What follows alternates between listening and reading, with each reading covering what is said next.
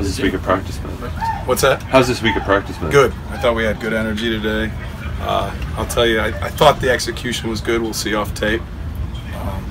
The football position looked good.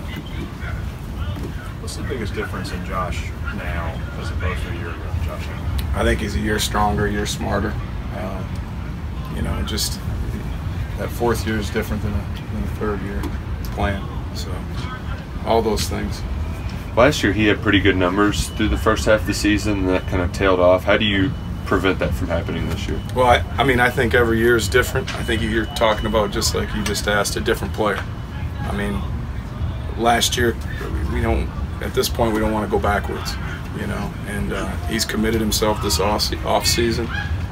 He's committed himself this season, so we're just worried about going ahead. What do you see from the running back? He's a really good back. I mean, he makes shallow cuts. For his size, he's really physical. Runs through contact. He's got a great stiff arm. It'll be a big challenge.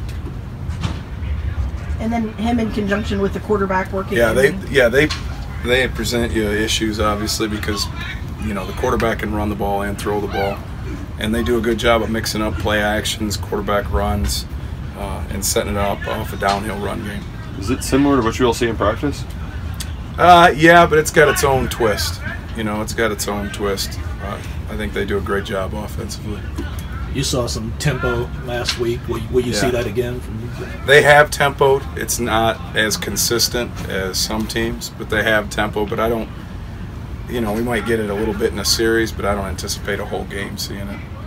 Stoops talked about the defensive line maybe trying to do too much in that last game. What are some examples of that you saw? Yeah, I think we need to do a better job of playing our primary gap and gap responsibility. Not peeking for the football, winning and being physical in your gap, whipping the blocker first. So just overall, I think we can play better up front from kind of the middle of our defense, the defensive line and inside linebackers, and we've practiced better. So. How has Brad changed what you guys do? I mean, are there any things that he's added to that room that's brought great technique to that room, and a great kind of ability to study yourself and to find the best out of each guy. What did you guys see from Chris Oates on Saturday? They kind of gave him the nod for A&M this coming Saturday. I mean, he earned it in practice. He had a good week of practice last week, and then in the game, it showed up. He was physical in the game. The atmosphere wasn't too big for him, and I thought he made some plays.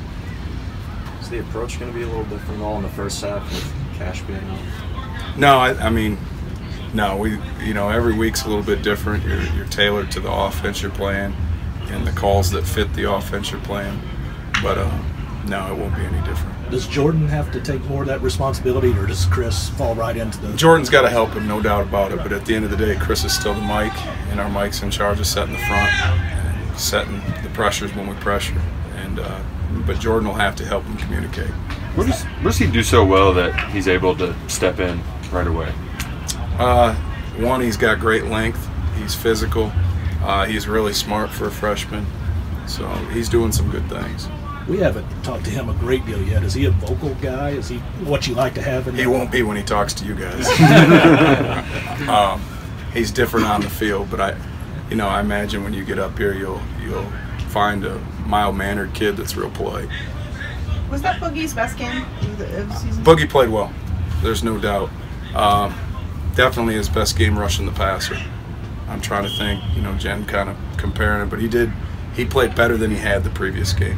How has he sort of leveled up, I guess, this season and what you're seeing from him? I think you're finding him kind of getting in his groove of being a little more comfortable, which, that's not always easy when you're getting all the snaps, basically. And I think he's hitting his groove, and knock on wood, I anticipate this, these next 7 games, he's really going to play his best football.